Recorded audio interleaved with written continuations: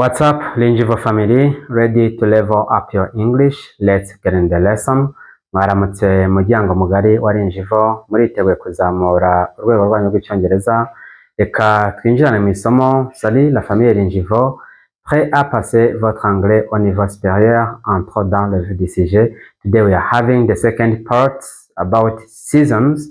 Uyu munsi tugiye kurebera hamwe igice cya kabiri kivuga ibihe.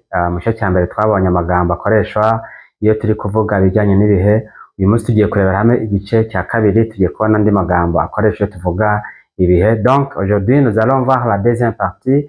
Dans cette deuxième partie nous allons parler bien sûr avec les saisons. Nous allons parler des saisons. Donc, nous allons voir quelques d'autres mots qu'on utilise quand on est en train de parler des saisons. Donc, voilà ce que l'on va voir. Then, we have the first one. The first one is when you say the flowers are blooming. The flowers are blooming. To bloom, no kurabya kw'indabo, babikoresha cyane ku ndabo. Bloom, to bloom, kurabya kw'indabo. When you say the flowers are blooming, indabo ziri kurabya cyangwa les fleurs fleurissent en français. Indabo ziri kurabya ou bien les fleurs fleurissent. Then next you have the leaves are falling. The leaves are falling. Amababi ari kurwa. The leaves na amababi. When you say the leaves are falling, amababi ari kurwa ou bien les feuilles tombent. Les feuilles tombent. Then next we have the sun is shining. The sun is shining. Izuba riri kwaka cyane ou bien le soleil brille, c'est ça en français, le soleil brille. Next we have it is snowing. It is snowing. Harimo kugwa urubura rwinshi cyangwa harimo kugwa urubura. En français on dit bien il neige.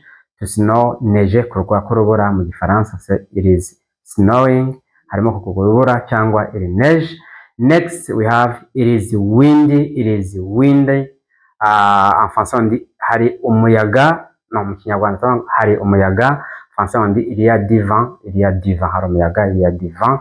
Then next, we have the weather changes. Iyo tuvuze weather, ndumva twarigeze kureba rino somo rivuga the weather cyangwa iby'ibihe. Weather, say the weather changes. Nuko ibihe birahinduka cyangwa ikirere kirahinduka. Ikirere kimeze, ikirere kirahinduka, ou bien en français on dit le temps change.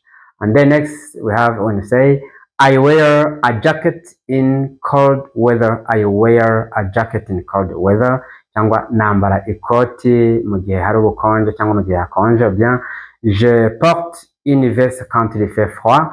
Then next we have I wear light clothes in hot weather. I wear light clothes in hot weather. Cyangwa nambara imyenda yoroheje cyangwa nambara imyenda yoroshye igihe hashyushye. Bien, je porte des vêtements légers quand il fait chaud. Je porte des vêtements légers quand il fait chaud. Then next we have I like rainy days. I like rainy days. Cyangwa nkunda iminsi y'imvura, ou bien j'aime les jours de pluie. J'aime les jours pluvieux, ou bien j'aime les jours de pluie. Then the last one when you say the sky is clear today. The sky is clear today. Cyangwa ikirere kimeze neza uyu munsi, ou bien le ciel est clair aujourd'hui. Le ciel est clair aujourd'hui. Then sky c'est le ciel en français. Le ciel est clair aujourd'hui. Then these are the 10 words, the 10 lexemes or the 10 vocabularies to talk about the seasons. N'amagambo 10 cyangwa n'amagambo mu buryo busanzwe, n'amagambo asanzwe akoresha iyo tuvuga iby'ibihe cyangwa iyo tuvuga seasons, as we have been talking about that. And then aya magambo n'amagambo avuga iby'ibihe, n'amagambo washaka gukoresha igihe icyo ari cyo cyose uri kuvuga ibintu bijyanye n'ibihe. And then as usual, then we always repeat this. We as a spoken practice, we repeat just to know how these words are pronounced well, how they are pronounced well. Then this means that we are gonna repeat, we are gonna drill after this. Then when you talk about drilling, it is just a repetition, then a regular repetition just to get to know something. So that's what we are gonna do. Then we are gonna make drilling. We are gonna do the drilling. And then in this repetition, we have some words that we have seen in the lesson. Muri kuno gusubiramo tugiye kurebera hamwe aya magambo twakoresheje mu isomo kugira ngo tumenye uburyo aya magambo akoreshwa neza.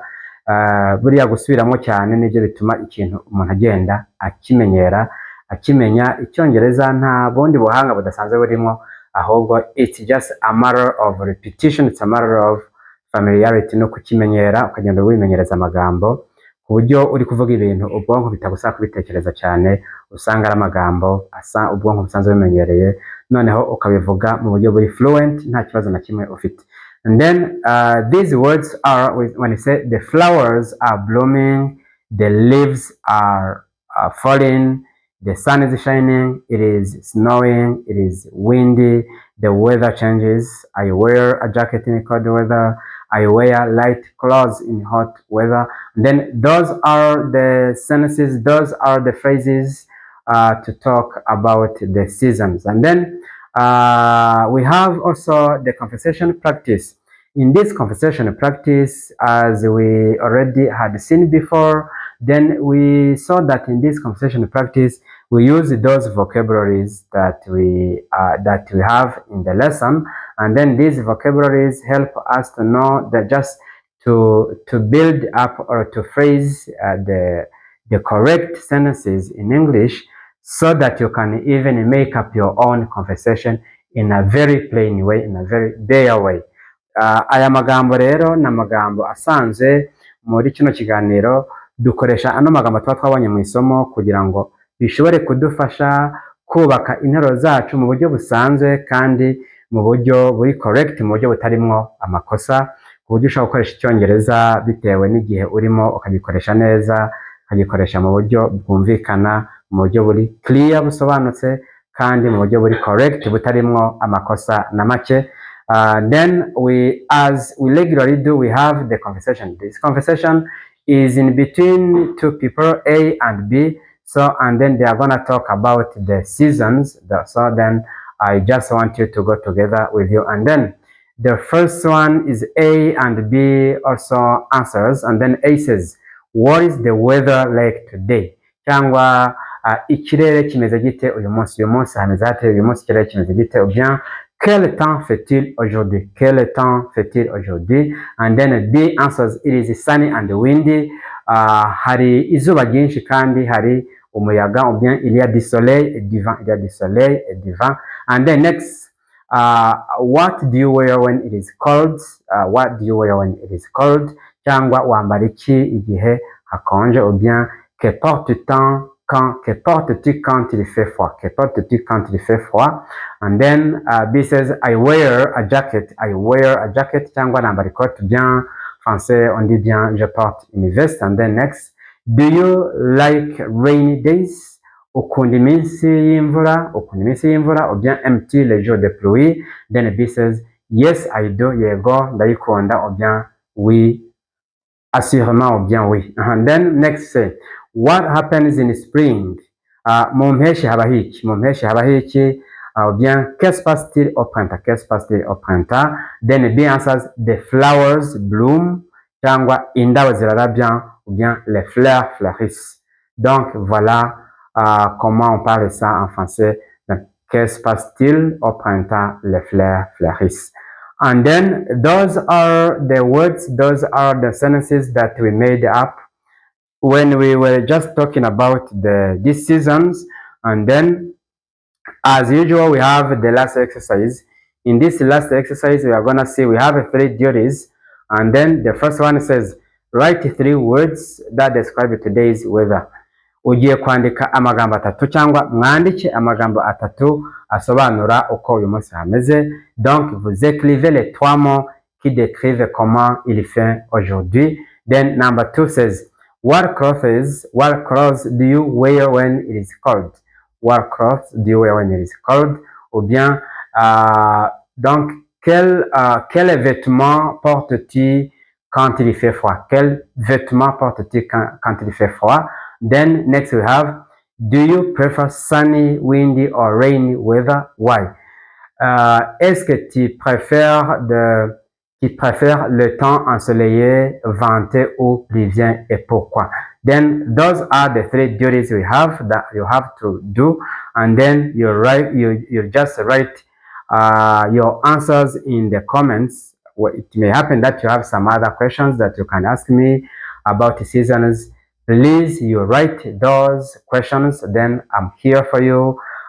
Just be there to answer your questions in a very clear way.